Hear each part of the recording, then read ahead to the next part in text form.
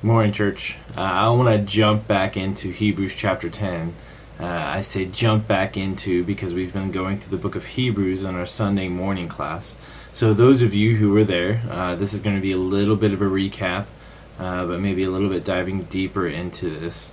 For those of you who weren't, this might be, I hope this is a way to find encouragement today, encouragement to live in more faith to the King and to the kingdom.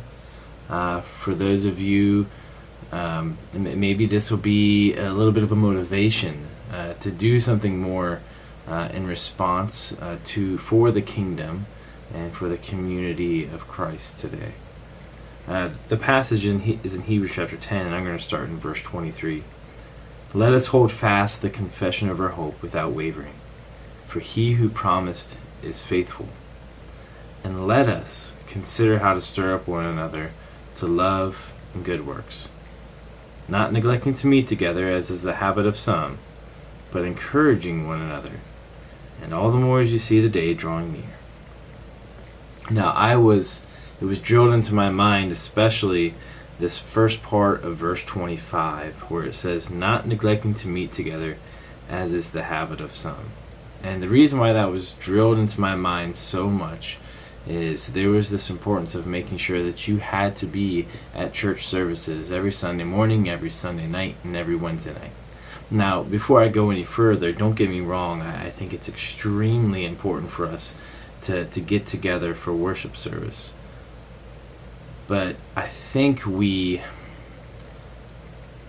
took a section of this passage and we made a command out of it. In the midst of that, we had neglected the actual command that is even found here in this passage.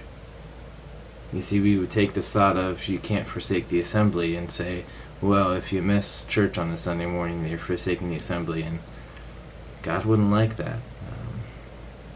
And I think there's some truth to that, but I think it's not just in our attendance, but rather it's, are we actually present?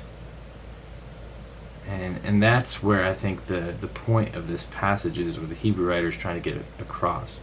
You see, we took this section that says, not neglecting to meet together as is the habit of some, we made a command out of it, when actually the command is just a little bit before that, when it says this, let us consider how to stir up one another to love and good works. Now, I can't believe that, even though in some sense I've known this passage and I know that it's important for us to encourage one another, but somehow I missed this command, and this command, in a sense, wasn't even ever taught to me growing up. What was always taught to me was the importance of making sure you're there every Sunday or every Wednesday or Sunday night. And again, it's extremely important for us to get together, because when we do get together, we have the opportunity to live out this command that's found here. But the command is not get together and punch your ticket. It's not make sure your attendance is right, but rather it's make sure your presence is right.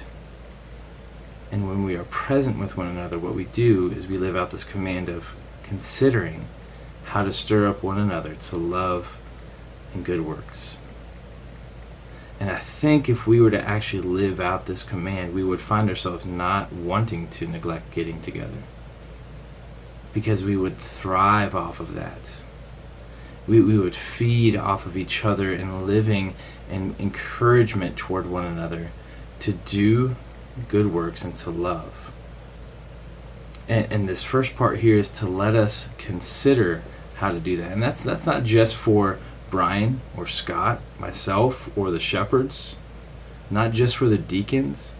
It's a call for all of us. The Hebrew writer was preaching to the church there, at his church, and he said, let us consider. And I want us to pause here and to stop. Let us consider how to stir up one another to love and to do good works. If we are going to consider how to do something, that takes time to really honestly think about what is the best way to approach this. So church, this morning, today, whenever you are watching this, I want you to pause and to think about people that you are closest to within the church. And I want you to stop and consider, what is the best way for me to stir them up to love and to do good works? And then I want you to pause and to think about those who you haven't maybe seen for a while, who maybe you thought have drifted off a bit from the church. And I want you to really prayerfully consider what might be the best way to reach out to them and to encourage them to love and to do good works. Church, I am convinced that if we all seek to do this together in the kingdom, then God's kingdom will grow and will thrive, even in the midst of a pandemic. And we will find ourselves getting together, whether it be virtually or in person, and we are going to actually truly encourage one another to live this life for Jesus out every single moment and every single day. You see, because here is the warning. Because in verse 26 it says this: "For if we go on sinning continually, deliberately, after receiving the knowledge of the truth, there no longer remains a sacrifice for sins, but a fearful expectation of judgment and fury of fire that will consume the adversaries. Anyone who set aside the law of Moses dies without mercy on the evidence of 2 or 3 witnesses. How much worse punishment do you think will be deserved by the one who has trampled underfoot the Son of God and has profaned the blood of the covenant by which he was sanctified and has outraged the Spirit of grace? For we know him who said, 'Vengeance is mine, I will repay.' And again, the Lord will judge his people." It's a fearful thing to fall into the hands of the living God. Church, did you catch that? You see, we need to consider how to stir up one another to love and to do good works. Because if we aren't doing that for each other, we're going to find ourselves, and we will find those we love, going on to deliberately sin over and over and over again. And the preacher here tells us, reminds us, that there's not a sacrifice that can cover that.